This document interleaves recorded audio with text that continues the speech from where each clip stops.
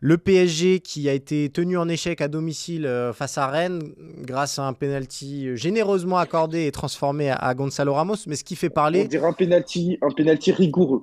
rigoureux, très bien, ça me va comme expression.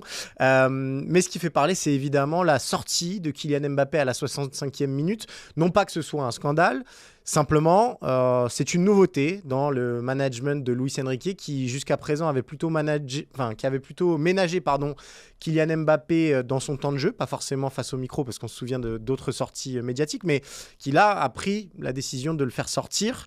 En conférence de presse, il l'a très bien expliqué. Avant ou après, tôt ou tard, nous allons devoir nous habituer à jouer sans Kylian Mbappé. Ma question, est-ce que le management de Luis Enrique peut nuire au Paris Saint-Germain? Ah, j'attendais pas cette question. Est-ce que ça peut venir du côté du PSG? Non, je ne pense pas, parce que je pense que les deux parties, que ce soit Luis Enrique et surtout Kylian Mbappé, sont suffisamment intelligentes, parce qu'il faut replacer le contexte. Le PSG a quand même une large avance Bien au sûr. niveau du championnat.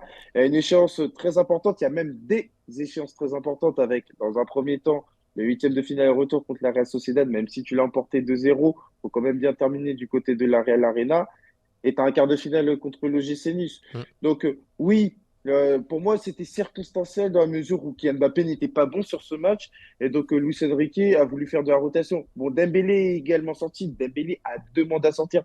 C'est pas le même cas précis, mais c'est vrai que Kylian Mbappé polarise beaucoup plus d'attention. Et donc, c'est vrai que moi, je pensais que c'était un changement circonstanciel, à savoir que Kylian Mbappé n'est pas bon.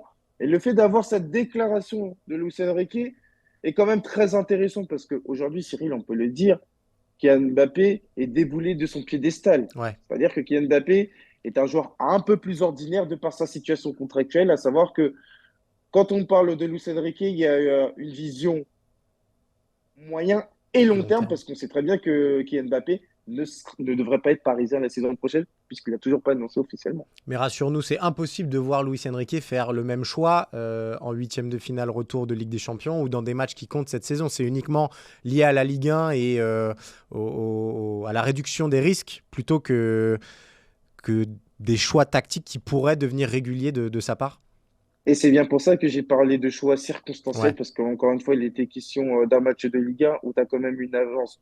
Je ne vois pas Kylian Mbappé sortir à 2-0 dans le pire des cas en faveur de la Real Sociedad. Je pense que Kylian Mbappé, si le PSG se dirige en prolongation, eh ben, il jouera ses 120 minutes. ouais, Et s'il y a séance de tir au but, Kylian il Mbappé sera là. sera le premier tireur parisien, sauf blessure ou carton rouge.